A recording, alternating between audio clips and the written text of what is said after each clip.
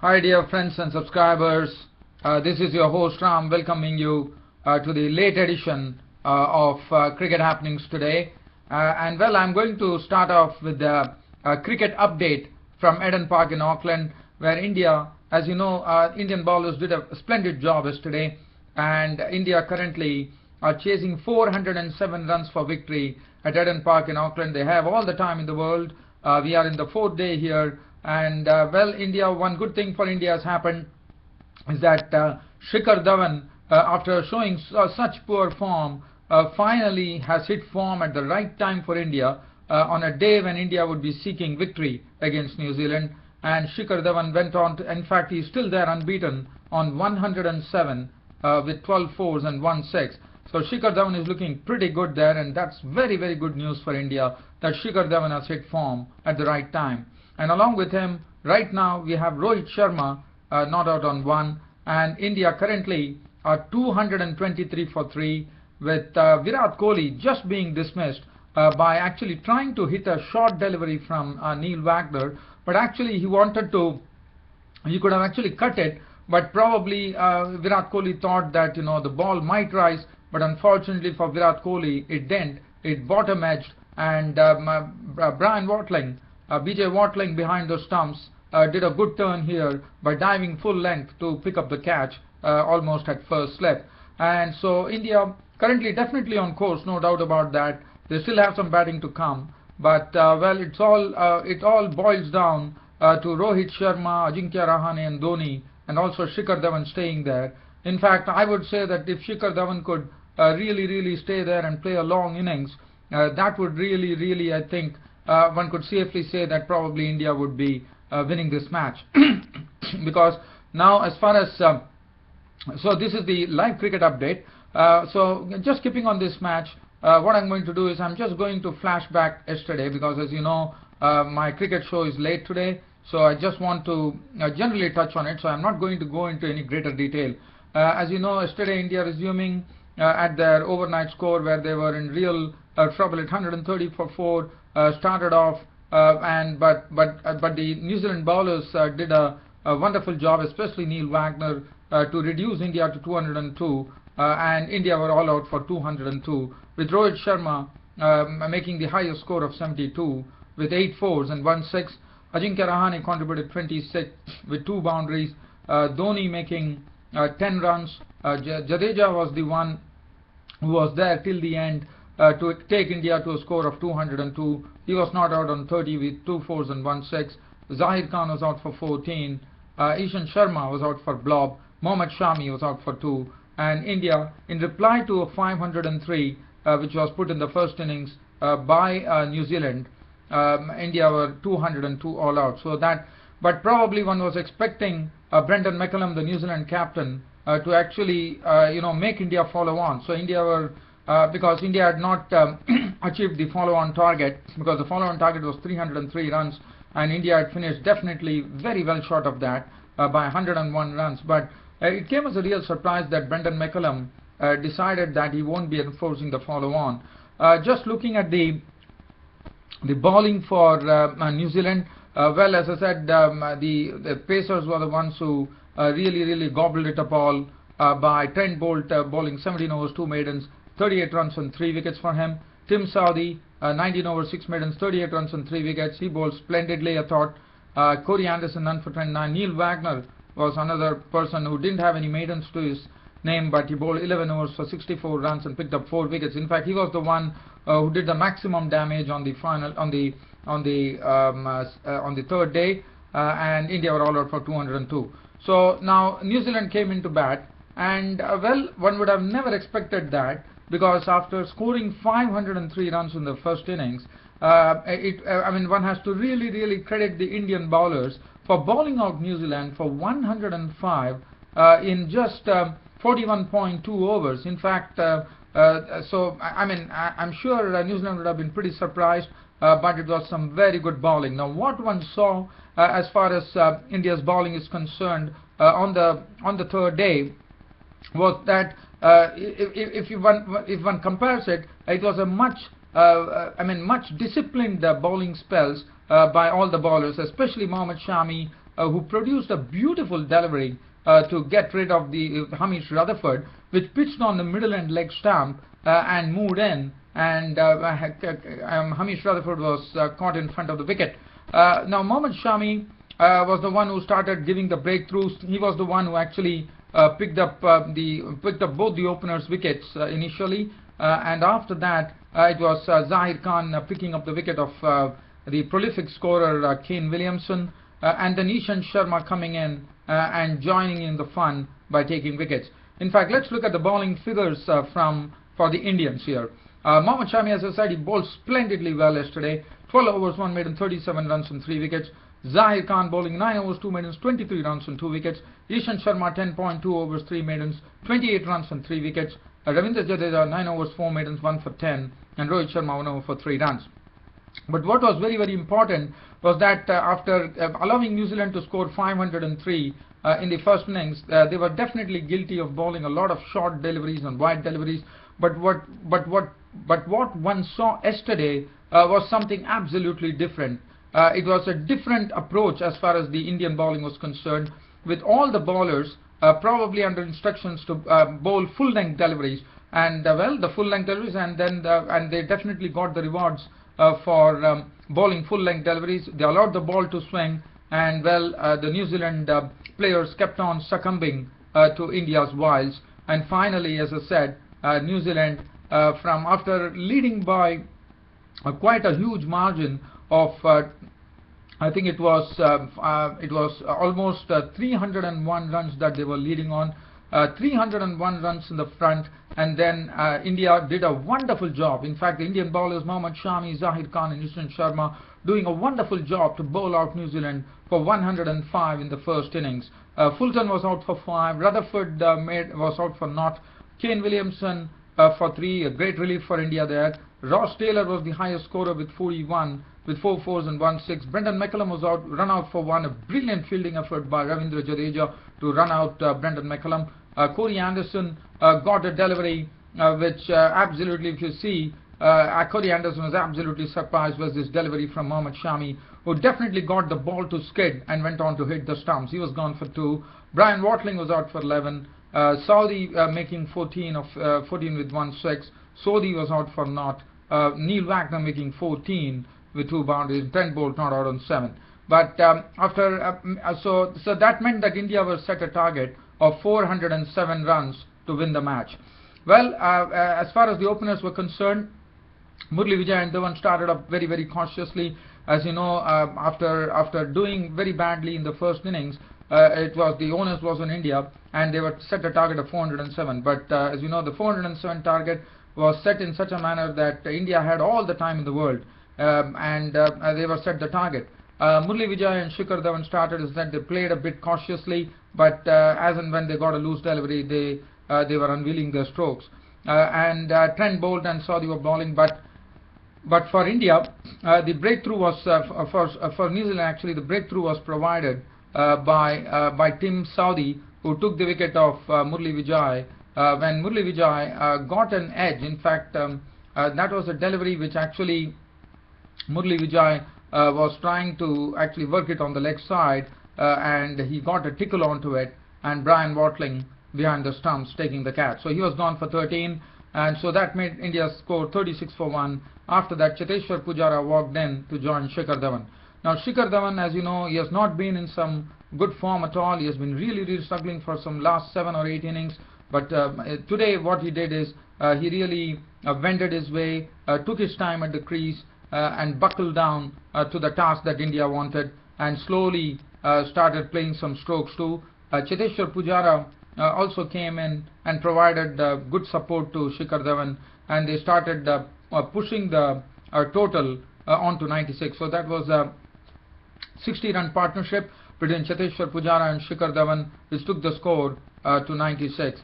But after that, that was the time India. After that, India landed safely at stumps on day 3 at 87 for the loss of just 1 wicket.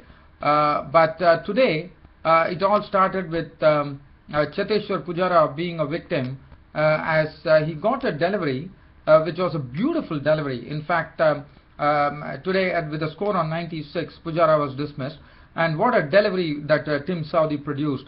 He got a delivery to actually seam away. There was bounce in it, there was some pace in it, and Cheteshwar Pujara was really sucked into the stroke, and Cheteshwar Pujara was hanging his bat in a horizontal manner, but the ball had already taken the edge of the bat and had gone flying to Brian Watling, who made no mistake behind the stumps. So he was gone for 23, 1-4 and 1-6. India 296 for the loss of 2 wickets. After that, when Virat Kohli came in, Virat Kohli, as you know, he has that real swagger when he comes, and he doesn't. He's not a person who is really looking at the situation. He's a person who is a natural player. He likes to get on with the game, and he started playing some brilliant strokes.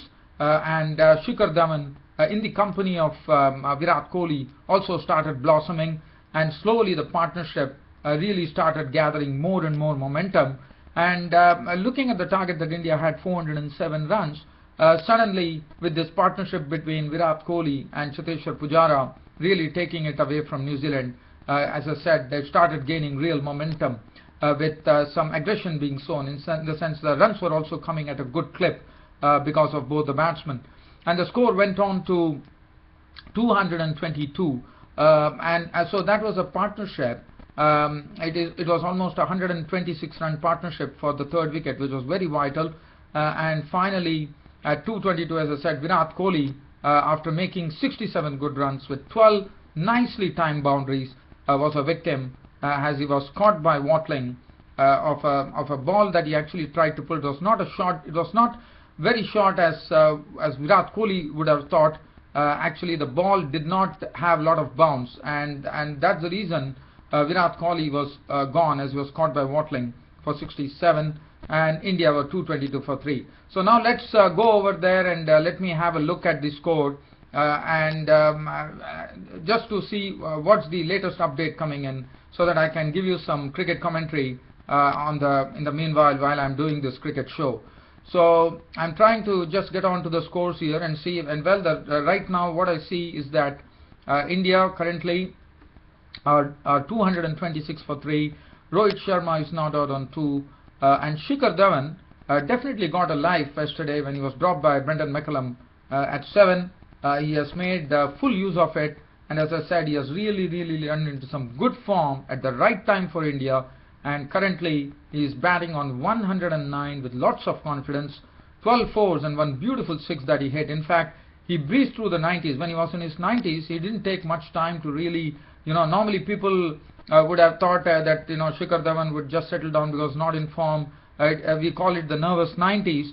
But what one saw here was that Shikhar Dhawan was ready to come down the pitch and smack Ish Sodhi for a 6 when he was in his 90s. In fact, he slogged him for a 6 to get on to 99, and then cut him fiercely through the offside region for a boundary, and then he got on to a century. But as I said, it's great news for India that Shikhar Dhawan has hit the form at a pretty right moment here. But it's very essential for Indian Shikhar Dhawan to stay at the crease. But the New Zealand bowlers, well, as in they have been toiling hard, and well, as I said, India have all the time in the world. Currently, the score stands at 226 for 3. They require another 181 runs with 7 wickets remaining. Rohit Sharma, who played very well for India, was the highest scorer in the first innings, is along with Shikhar Dhawan right now, not out on 2, and both are slowly trying. It is a very brief one. They have just been together. The partnership has just started, and for India, it's very essential that both these batsmen really stay there for quite a long time. Even though Ajinkya Rahane and Mahendra Singh Dhoni are still there to come with Ravindra Jadeja, I don't think India should be taking anything for granted. It would be better for Rohit Sharma and Shikhar Dhawan to bide their time at the crease and really put their heads down. In fact, Shikhar Dhawan might also have to keep a goal of probably 200 for himself to really get things going. In fact, he has to he should think that he's actually preparing for another 100 for himself, which is the only way that India can win. Well, so that is what the match situation is. But let me just shift it from here because I'll take you down to the second test match. Yesterday I was talking to you the other day that Bangladesh was set 467 runs for victory on the final day of the second test match against Sri Lanka, and I was telling you that there were a lot of cracks on the pitch, the ball was misbehaving, and I was thinking that Bangladesh are going to find it difficult. But well, I would definitely like to commend Bangladesh for putting up a good show here by getting the match drawn, by putting a good turn. In fact, they drew the match. The second test was drawn, even though Sri Lanka won the series 1-0. But the shining feature of the game was Mominul Haq in a very short span of time. In fact, he has played a very few test matches, but he already has 3 centuries under his belt.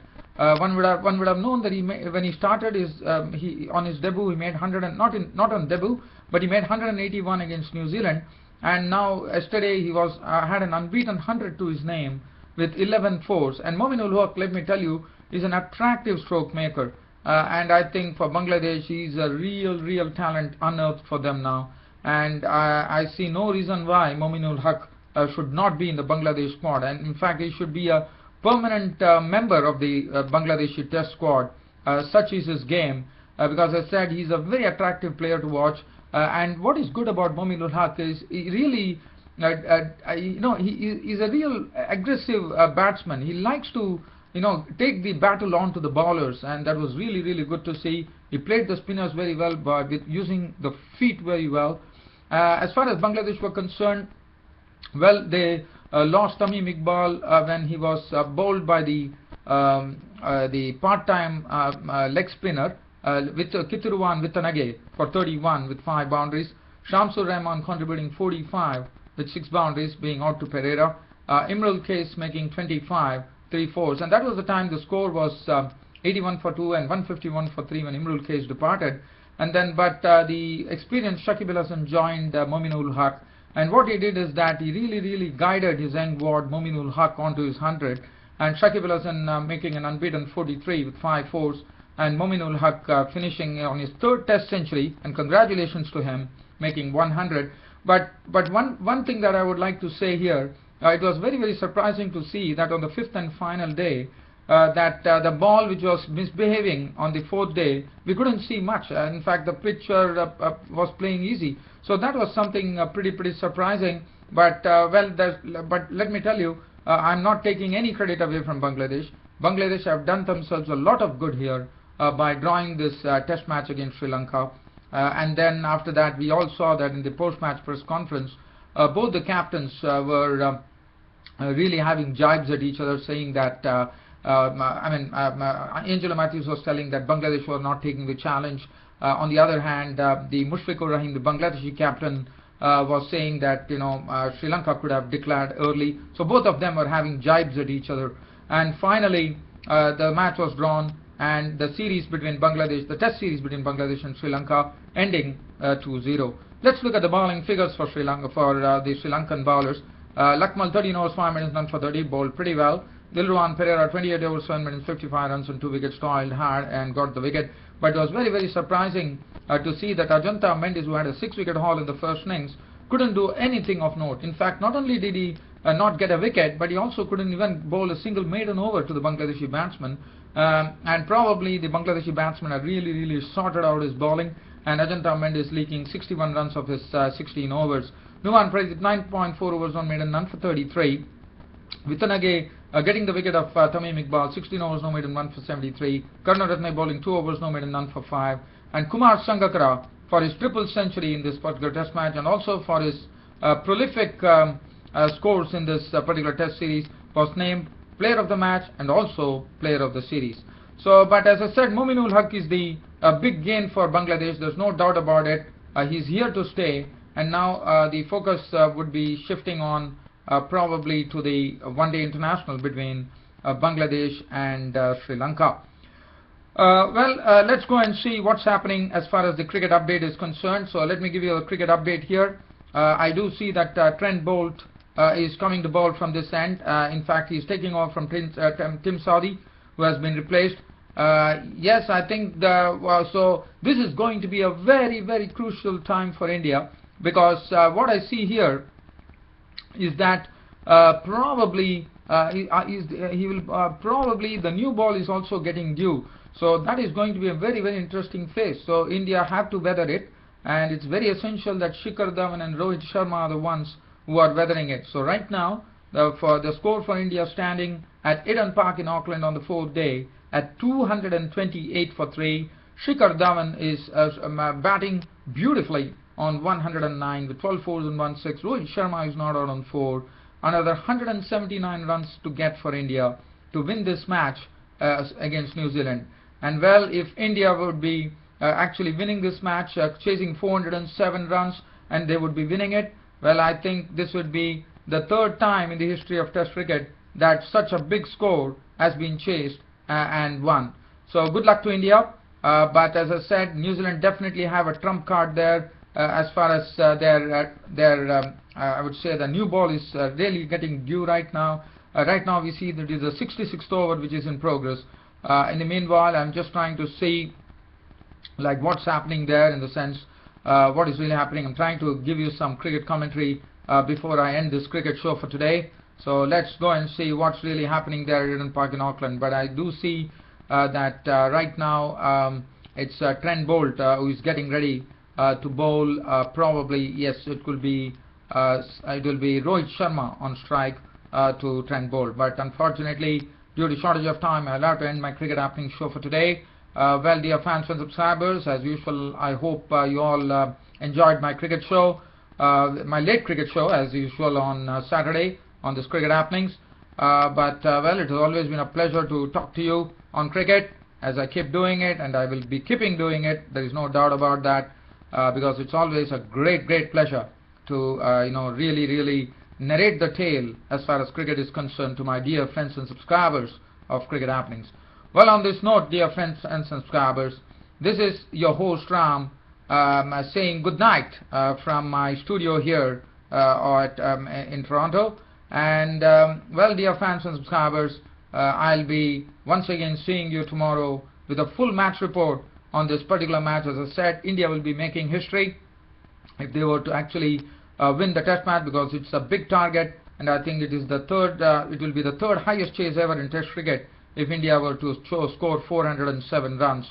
But well, I'm thinking that India are definitely on course to do that with Shikhar Dhawan on 109 batting. But one thing that would be in favor of New Zealand, that would be for me that would be the most crucial thing, because the new ball is going to be due, and that is going to be the real test for India. If India can survive that new ball, the new ball attack from the New Zealand bowling, well, I think India should definitely be going on to win this match. But again, it's cricket. There's a long way to go. We have seen that New Zealand collapsed, so one can't say anything. But as you know, cricket is a game of gross uncertainties. But I think it's a good battle developing between bat and ball, and especially when the New Zealand bowlers are going to take the new ball, the second new ball, and hurl it at the Indians. That is the time I think it is going to be the most crucial portion of the game, which will decide which team is going to win this Test match. Well, that's it from me, your host Ram, for the cricket show for today. See you all tomorrow. Until then, it's good night. Thank you.